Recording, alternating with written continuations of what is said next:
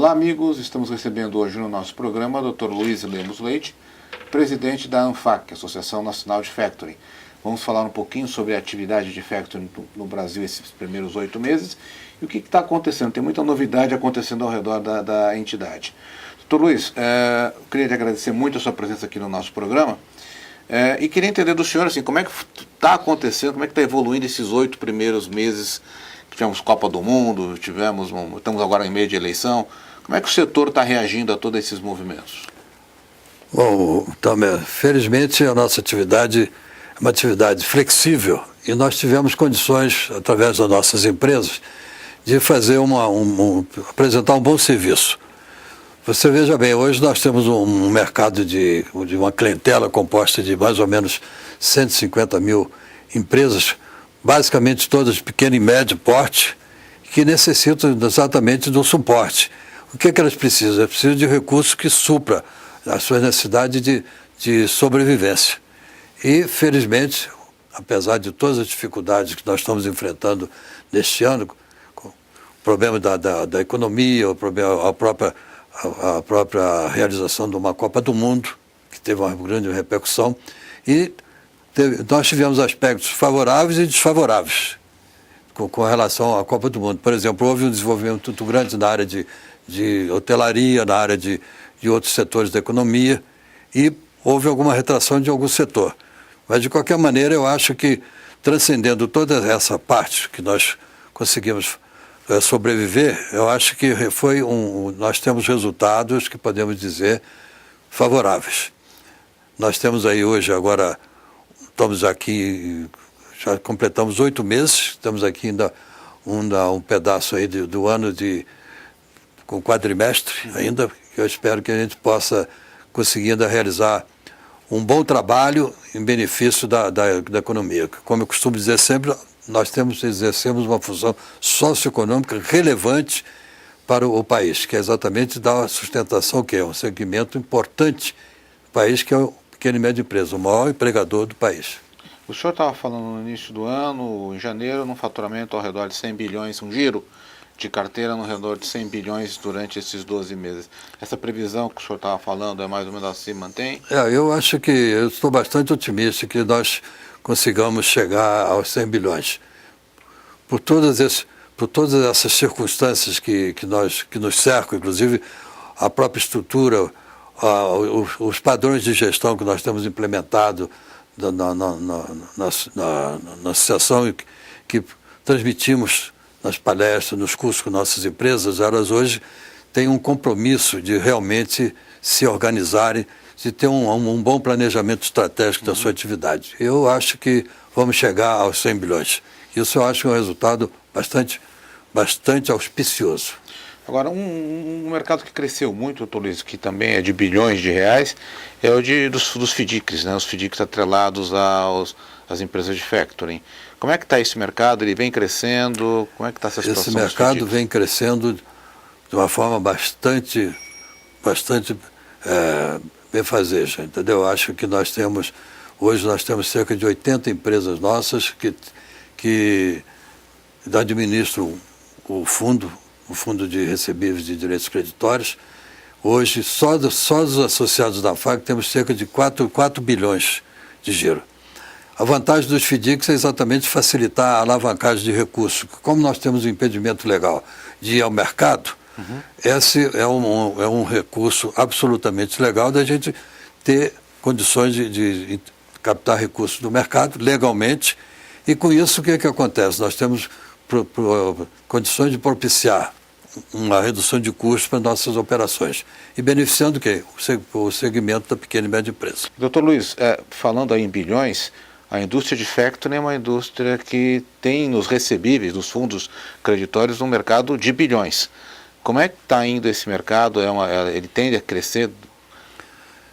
Nós completamos agora 10 anos com essa experiência, com base na resolução da CVM, do Banco Central, que em cima disso, a partir de 2004, começamos então a trabalhar e implementar essa modalidade de operação do mercado, vamos dizer assim, que seria um meio de a gente alavancar recursos. Como nós estamos impedidos por lei de de captar recursos do mercado, isso realmente tem sido uma ferramenta importante para nós.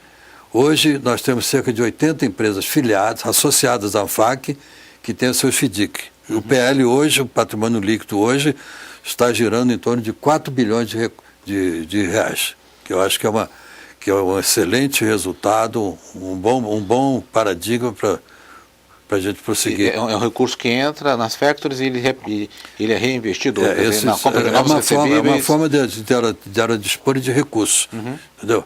Como o banco capta recursos, da natureza da atividade dele. Nós não podemos captar. Então, esse é um meio, um instrumento pelo qual a gente consegue captar recursos e é uma maneira de baratear, vamos dizer assim, o custo das nossas operações, beneficiando que é um segmento importante da pequena e média empresa. Doutor Luiz, em relação à questão da lavagem de dinheiro, eu sei que a ANFAC tem agido muito intensamente nisso, junto com os órgãos reguladores. Queria que o senhor falasse um pouquinho dessa questão da lavagem de dinheiro, como é que está essa atuação da ANFAC para evitar esse tipo de situação? Bom, desde que foi criado o COAF, pela Lei 9.613 de 98, nós temos tido um relacionamento bastante estreito com as autoridades que dirigem esse órgão. E tivemos a resolução número 2, que foi depois revogada pela 13 de 2005, e agora, a partir de 1º de março do ano passado, nós temos a resolução 21, que foi uma revolução grande no que diz respeito às normas do COAF, na exigência de informações. Então, hoje, aquela característica que tinha de atipicidade da operação, hoje são operações suspeitas, e dá total liberdade ao empresário de administrar essa parte. Então, ele tem uma responsabilidade muito grande de poder ter normas, que obrigatoriamente ele tem que ter um manual para isso, que é uma salvaguarda dele numa eventual fiscalização, uma eventual interpelação do COAF. Hoje nós temos a 21, como eu disse para você, e um aspecto muito importante que eu gosto de frisar, você abstraindo os aspectos legais e geopolíticos da existência do COAF, com todas as implicações internacionais e tudo, isso se prestou para nós como uma forma de um compromisso que nós tivemos, as nossas empresas, de ter normas de gestão e de compliance bastante estruturadas para exatamente garantir os ganhos de liquidez, os ganhos de rentabilidade e competitividade da nossa empresa, que exatamente é uma base, uma sustentação para a sua sobrevivência. E, doutor Luiz, a gente fala um pouquinho agora teve uma mudança na regulamentação do Super Simples.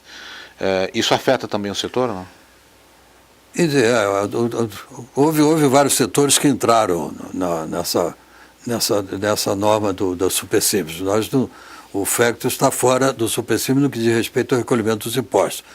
Existe um artigo 73A que veio, de qualquer maneira, beneficiar nossas empresas. Como existe por parte de alguns sacados uma recusa para pagar para terceiros, isso é um grande óbice do nosso negócio, inclusive afetando até muitas vezes a liquidez da operação. Esse normativo veio exatamente dar condições, principalmente da pequena e média empresa, de poder negociar com grandes sacados. Então, eu acho que esse aspecto foi altamente favorável e que era uma luta muito grande da pequena empresa de sobreviver, que o sacado, que normalmente tem um poder de barganha maior que a nossa empresa cliente, ele impunha essa condição, não paga a terceiros. Não é que vai pagar só a empresa de fomento, pagar a terceiros em geral. Então, com isso, eu acho que vai abrir um caminho muito importante para nossas empresas, no que diz respeito exatamente facilitar a negociação com esse tipo de sacados. Fica mais tranquilo para as empresas de ferro, tem um amparo, dá maior segurança jurídica às nossas atividades, realmente teve esse mérito. Se bem que esse artigo 73, ele diz respeito, ele envolve todo o aspecto do direito cambiário. Engloba a operação. E, doutor Luiz, a gente estamos com o nosso tempo quase encerrando, mas eu queria que o senhor falasse, há um ano atrás houve uma grande mudança na toda a estruturação da ANFAC.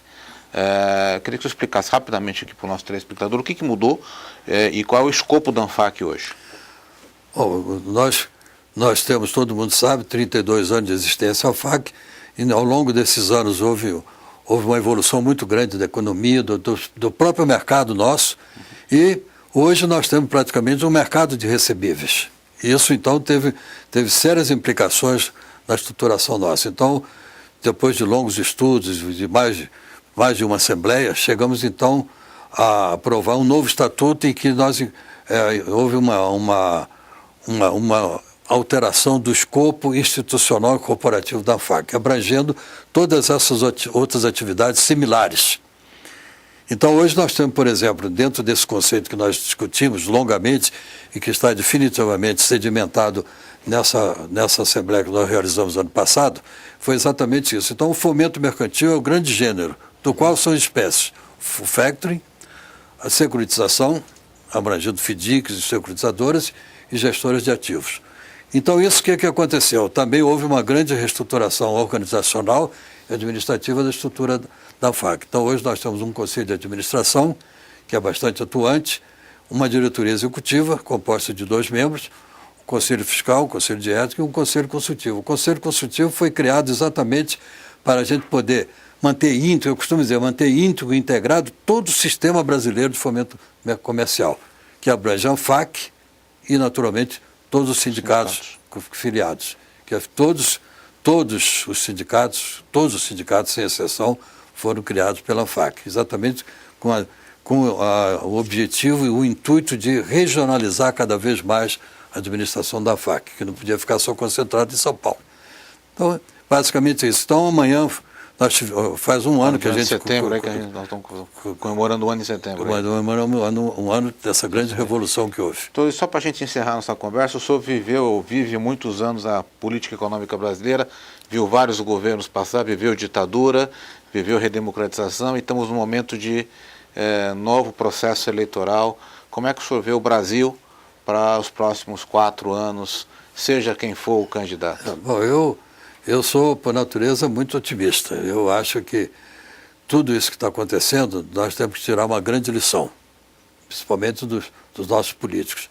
Saber exatamente tirar dessa conjuntura que nós estamos vivendo, traçar normas e adotar uma política que realmente o país consiga reverter toda essa situação e trilhar aquele caminho que todos nós desejamos de muito progresso, de uma inflação baixa, de empregos, que nós conseguimos nos últimos 20 anos, um plano real que, bem ou mal, funcionou, está funcionando. E estamos aí à beira à margem de algumas situações mais complicadas, que eu espero que os nossos homens que vão dirigir esse país tenham... Ou mulheres. Ou mulheres, não sei. Estou dizendo o político, o homem público. O homem público aqui no sentido que sejam inspirados para que possam realmente consolidar essa posição num país como o nosso, que a gente viaja por esse país, todos os quadrantes desse país, e verificamos a pujança que existe num país como o nosso. E principalmente quando a gente está lá fora, no exterior, né? Comparando com isso aqui. É uma pena. Mas eu acho que ainda vamos ter um grande período pela frente que a gente possa, então, consolidar tudo isso. Tá bom, Luiz, eu queria agradecer muito a sua presença aqui no nosso programa, já deixar um convite para o início do ano, que a gente já vai estar com um governo novo, seja ele qual for, para fazer uma avaliação dos 12 meses do setor e as perspectivas para 2015 e 2016. Se Deus quiser, altamente favoráveis. Se Deus quiser. A gente se vê na próxima oportunidade e até lá, gente. Muito obrigado, Tami. Obrigado, senhor.